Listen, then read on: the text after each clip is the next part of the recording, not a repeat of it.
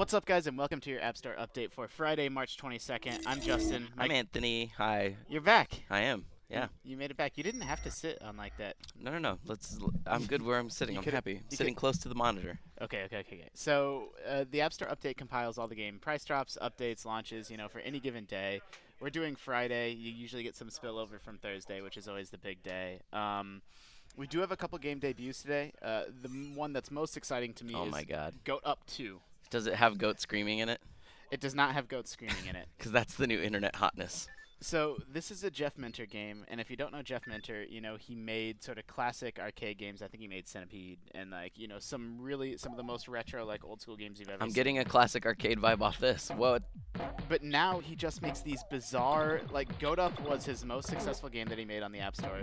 They don't make any sense. They're crazy. There's words at the bottom that I don't understand. I'm not exactly sure what's going on. Oh! Oh my God. Matriculating Fish Squadron. Yeah.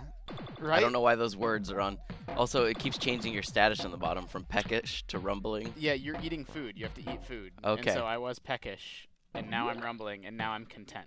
And if it keeps going up, I think Matriculating Fish Squadron is the name of the level. Okay. And I also know, let me try to go back to a different stage. I don't even know how to pause. I like that it says Buck. Okay, let me try to go back to a different stage. That makes maybe a little bit more sense. This is the strangest game I think I've seen in a long time. I mean, people probably, if you're a console gamer or you've played a lot of console games, you probably know him best for Space Draft these days. Yeah, that's the game that Space a lot of people talked about for a while. On consoles, I think it's on Steam. So here's a little bit more normal level. More normal is right.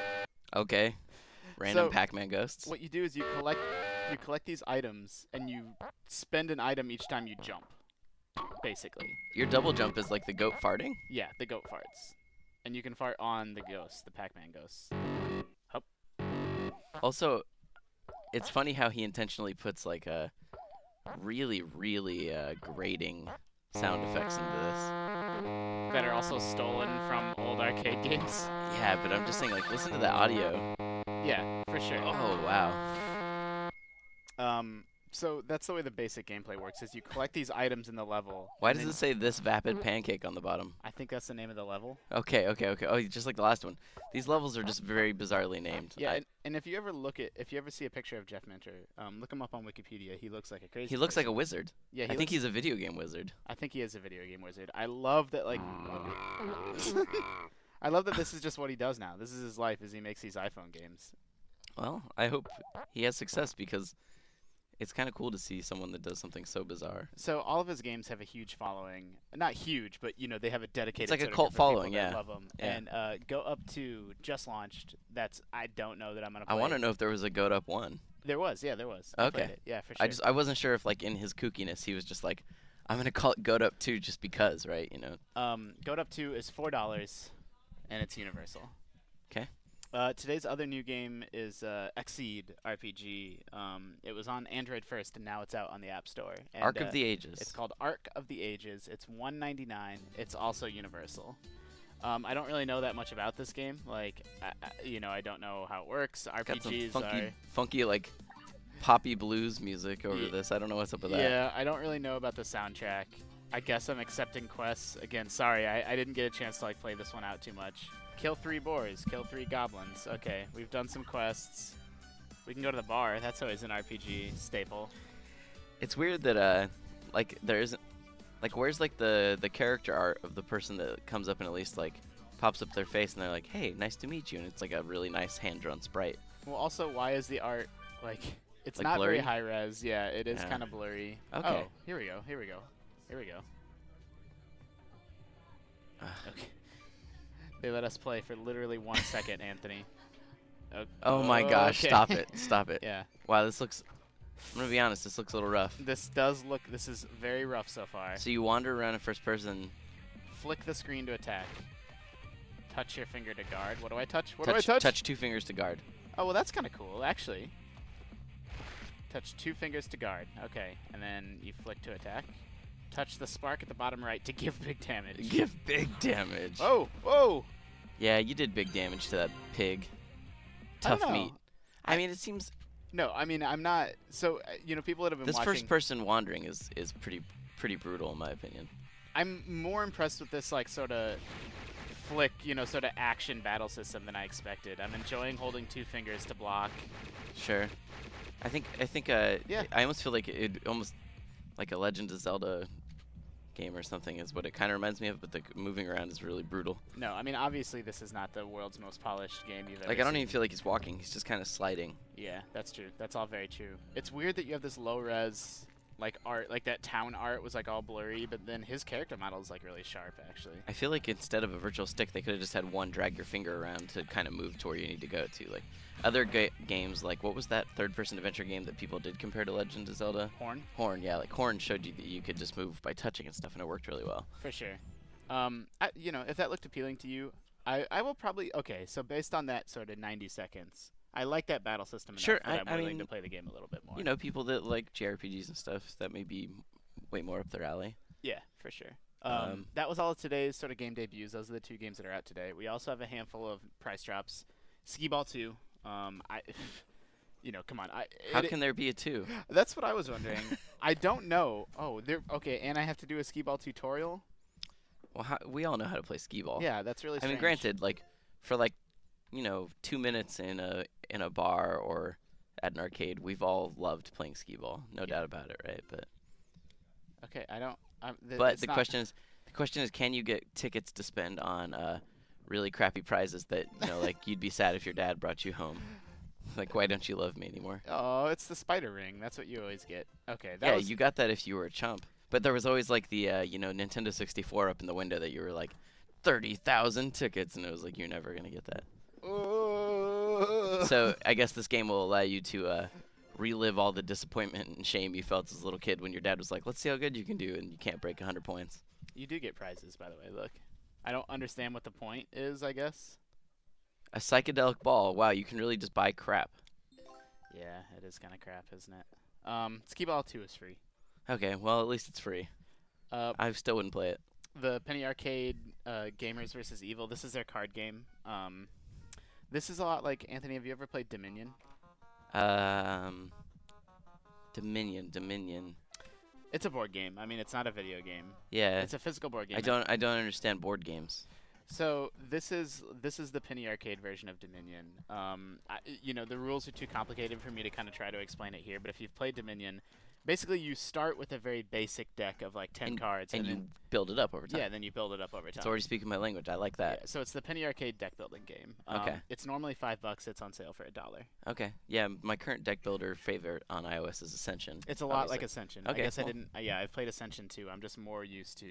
I mean, I'm sure certain people love that just because it has like the iconic Penny Arcade humor and in jokes and stuff. Yeah, it absolutely does. The whole thing. I mean, it's actually all in jokes. Like, if you're not a Penny Arcade fan, it will not be accessible. So this oh man, this is free right now? Yeah, I actually think the Death Rally's been out for a couple years, but yeah, I've always been really and it's out on PC now too, I think. But I've always been really impressed that the virtual stick controls worked as well as they did in this game. That looks like George Lucas too. That picture. I think it does. Is that intentional? It's probably intentional. This intro is all different than the last time I played this game. Yeah, me too. This is made by Remedy. I know this is. If you don't know them, this is the Alan Wake team. Yeah. Yeah. So I mean, very very different than Alan Wake and obviously American Nightmare. I don't understand how to escape the cops, Anthony. I'm gonna be honest with you. This like action intro. I think you're supposed to lose, right? Because then you get captured. Okay. Maybe. And then once you're captured, then it's like now you're part of the Death Rally. Yeah. Yeah. Okay, it's all coming back to me now. This is the only thing I remember about this game. But yeah, you get a car and you build it up over time with the money you earn, and then obviously it has a little bit like. Don't think this isn't like Twisted Metal because it's still very much a race. It's not a death match necessarily, but shooting people and stuff is how you get ahead of them in a race and kind of overtake them. It's been out for a while, but free, why not? That game's awesome. It's from the perspective of RC Pro-Am. Yeah, without the wheel though. Right. That you used to try and steer that with in the arcade. Well, I had it on the NES. Oh. Fancy. All the Metal Slug games are half off. So they're normally $4 and they're $2 today. This is Metal Slug X, I think. Metal Slug X was the one that came out for PlayStation 1. Yeah, is this a remake of Metal Slug 2? I always forget that, but I really did. I remember when this came out on PS1, I went out and bought it. It was late in the PlayStation's life cycle too, I believe. I mean, so if you're an absolute purist, these touch controls are going to drive you crazy. Sure. I think as far as touch controls go, they're pretty okay. Like, they're all right. Yeah, and I a lot of times with virtual sticks, I still use one of those sticks you can stick to the screen. I forget who makes them, but I'm still all about those. Yeah, the fling Fling, sticks, yeah. right? Like, I know those seem like a gimmick, but they're totally legit if you play a lot of games. Sure. Yeah. So, you know, Metal Slug has such great pixel art, such great everything. I mean, these are not sort of the best way to play these games, but, you know, $2 if you had your eye on any of them. Pick them up now. I'm not going to spend a lot of time on Sonic CD. Sega seems to... This game normally costs $4.99. Wow. And they drop it to 99 cents all the time. Okay. And it was just 99 cents last week, and they bumped it back up to $4.99. And now it's back to 99 cents. Probably because they're like, look how much more we sold when it was 99 cents. It was kind of worth it. For sure. What I like about this is Sega CD was just made by a dude. He was proving to Sega that, like, you could do Sonic games better on mobile than, like, they'd been doing them. And rather than shutting them down, Sega just partnered with them. And that's that guy, Christian Whitehead, who it gives credit to at the beginning. That's cool. And his version ended up becoming the official version. So it's just a lot faster paced and really smooth than, like, Sega's other stuff. Like, really sharp. The touch controls are really nice. It's probably because they realized all you really need is a forward and a back button on this game and a jump button. Yeah. And Sonic CD is my personal favorite Sonic game. You are not alone in that. And it's funny because, right, because who had a Sega CD back in the day? Well, that's what I'm saying. Like, I had one, and this was, like, the saving... Like, I owned a Sega CD, and it was like, oh, man, it's a good thing Sonic CD came out because the console is a mess. Yeah, I remember when it first came out, I was such a nerd. I went to my video store and rented it so that I could try Sewer Shark because I was so impressed with the FMVs that it had. Yeah, me too. I tried to convince myself that Sewer Shark was a good game. That's it for today. We do have a special game that we want to talk about. So again, if you used to follow, we used to have an editor here at IGN named Nick Cullen who did a lot of our MMO coverage, and he would do if there was a trashy MMO. Yeah, he was probably the one playing. And so he left, and he went back to Australia, and he joined a little Australian indie development team to make Unstoppabot, which you're seeing here.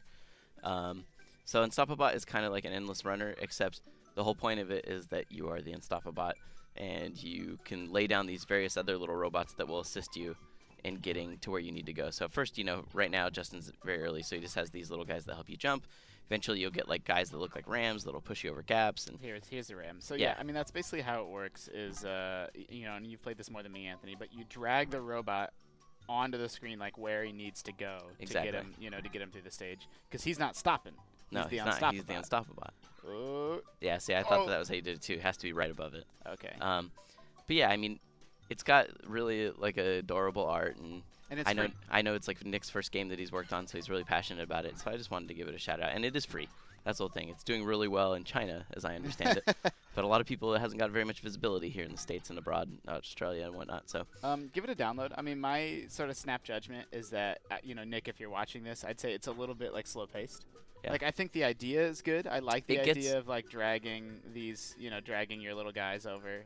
Yeah, I will say that before the end of the game, it gets way more intense. Okay. Yeah. So. I mean, yeah, that was just the very, very first level we did. Exactly. So it gets a lot. It gets a lot crazier. But obviously, it's ad driven. So. Oh, look at that. Yeah, Nick, I think did all like all the little quotes and stuff that go in it. Yeah, like that. You know. Yeah. Just the overwhelming majority. Little bits of Nick's humor if you ever used to remember the stuff he'd write for us. Yeah.